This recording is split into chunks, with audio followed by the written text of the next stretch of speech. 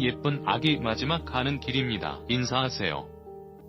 입관을 마친 반려동물 장례 지도사가 깍듯하게 말합니다. 가족은 인의 눈물입니다. 예솔이는 13년을 노부부와 살았습니다. 부인은 소리내 울고 남편은 웁니다. 심장분막증을 앓았던 예솔이는 수술할 수가 없었습니다. 어쩔 수 없이 먹기 싫어하는 약을 먹여야 했습니다. 부인은 그게 그렇게 미안합니다. 평생 개를 싫어했던 남편은 어느 때부터 예솔이에게 푹 빠져 살았습니다. 집에 온 첫날을 이렇게 기억합니다. 하얗고 자그마한 게 귀엽더라고요. 부인은 다른 반려견을 키우지 않겠다고 합니다. 예솔이를 잊을 수 없기도 하지만 이른 나이에 다른 반려견을 끝까지 지켜주지 못할 수도 있어서입니다. 추모실 밖으로 울음소리가 새어나옵니다. 꼬미를 키우던 젊은 남녀입니다. 여성의 울음은 통곡에 가깝습니다. 7년을 함께 했습니다. 하루 전 갑자기 하늘나라로 갔습니다. 동물병원으로 달려갔지만 알 수 없는 일이었습니다. 남성의 품에 안겨있는 다른 강아지는 무슨 일인지 아는지 장례식 내내 아무 소리도 내지 않습니다. 깜순이는 추석 연휴 후 갑자기 호흡곤란이 왔습니다. 응급실에서 심폐소생술을 했지만 여의치 않았습니다. 장례식장엔 어머니와 딸, 손자 3대가 함께 왔습니다. 어머니는 14년을 깜순이와 함께 했습니다. 남편이 딸 아이를 위해 데려온 강아지였습니다.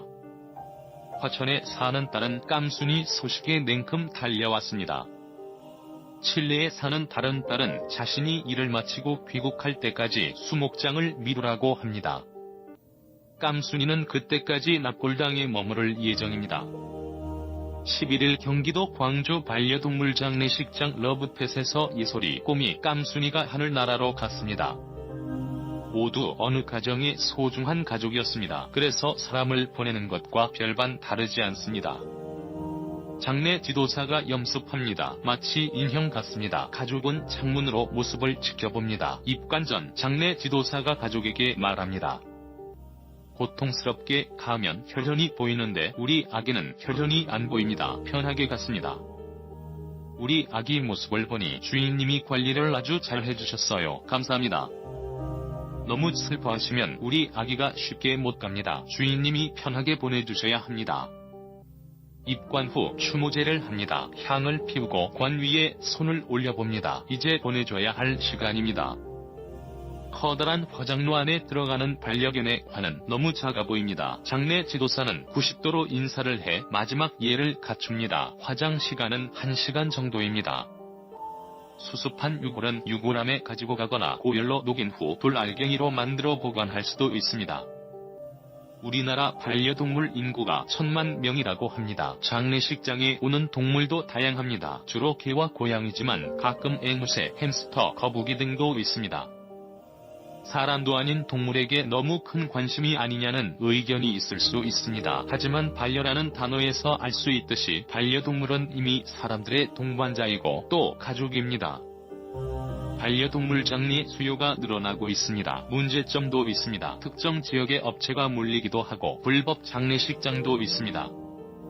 지난해 10월 발족한 한국동물장례협회 조용환 회장은 불법 업체로 인해 소비자의 혼란이 가중되고 있다며 현재 일반 사람과 같은 묘지관리시설로 분류한 것을 동물장려 관련 시설로 정부에서 정해주면 좋겠다. 설립 기준이 완화돼 업체 진입 장벽도 낮아지고 특정 지역의 업체가 편중되는 것을 막을 수 있다고 말합니다. 포털에서 검색하면 서울 곳곳에 지점이 있다고 나오는 업체도 있습니다. 서울은 반려동물 장례식장 허가가 나오지 않습니다. 전화를 해보면 콜센터처럼 전화만 받아 지방으로 연결하는 식입니다. 농림축산검역본부가 운영하는 동물보호관리 시스템 홈페이지에 보면 등록업체는 24곳입니다. 허가 영업 내용은 장례, 화장, 납골 등으로 화장시설이 없는 곳도 있습니다. 그런데 역시 서울로 등록된 곳은 한 곳도 없습니다. 장례 비용은 반려동물의 무게와 수위, 관, 유골함 등 선택사항에 따라 달라집니다. 보통 18만 원에서 100만 원 사이입니다. 이러한 문화에 이견이 있을 수도 있습니다. 개인의 선택입니다. 심심치 않게 나오는 동물 학대 소식보다는 좋아 보입니다. 장례식장 한쪽에 마지막 편지가 빼곡하게 붙어 있습니다. 미안하고 사랑해. 다음 생에 다시 꼭 만나자. 가는 날 비가 오네. 헤매지 말고 잘 찾아가. 언니가 뒤에서 지켜볼게. 무서워하지 말고. 14년 동안 곁에 있어 줘서 고맙고 다음 생에 또 보자.